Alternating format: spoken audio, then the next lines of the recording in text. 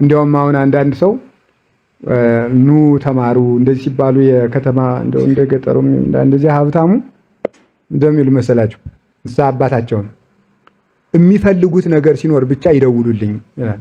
መዋጮ ሲኖር ይደውሉልኝ ይላል። ያችን ይገዛል፣ ንግዱን ይነግዳል። አመት እስከ አመት እንደፈለገ ኃጢአቱን ይሰራል።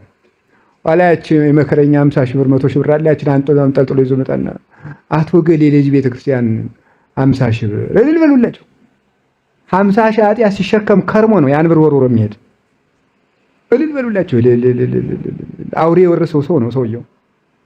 እውነቴን ነው። በብልጣብልጥነት እግዚአብሔርን ብር ሰጥቶ ምሕረቱ ሊገኝ ውስጥን ሳያጠሩ ንስሐ ሳይገቡ አሁን ምን ምክንያት ሊኖረን ይችላል? በእውነት ስራ ይበዛብኛል የምንል ሰዎች ሰሎሞን ንጉሥ ሆኖ አንገታቸው የደነደነ አእላፈ እስራኤልን እያስተዳደረ ፍርድ የሚጠነቅቁ የፍርድን ሕግ በመርፌ ቀዳዳ ተመልክተው የሚተቹ እስራኤልን እያስተዳደረ ግን ጥበብን የሚዘምር ሰው ነበረ። ከዳዊት የበለጠስ ጊዜ የሚያንሰው ሰው ሊኖር ይችላል? 40 ዓመት ሙሉ እስራኤል እያስተዳደረ የምስጋናና የምስጢር ጥበብ ከአንደበቱ የሚፈስለት ሰው ነበር። በምንጣፍ እየተኛ ለእስራኤል እየፈረደ ፍርድ አልጎደለበት፣ ምስጋናው አልጎደለበት፣ ጾሙ አልጎደለበት፣ ብሕትውናው አልጎደለበት፣ እንባው አልጎደለበት፣ ንግስናው አልጎደለበት። ሁሉን አሳክተው ይዘዋል።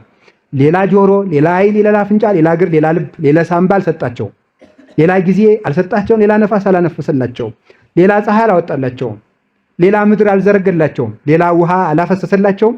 ሌላ ብርሃን አላመላለሰላቸውም። በዚሁ ፀሐይ፣ በዚሁ ብርሃን፣ በዚሁ ምድር፣ በዚሁ እህል፣ በዚሁ ነፋስ ተጠቅመው በስቶላቸው ጥበብን ታጥቀው ተመግበው ተጎናጽፈው አልፈዋል።